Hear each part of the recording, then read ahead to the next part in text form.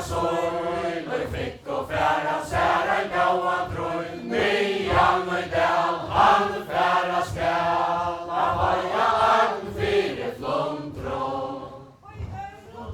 Dom, dei gjerra med, så ratt og slatt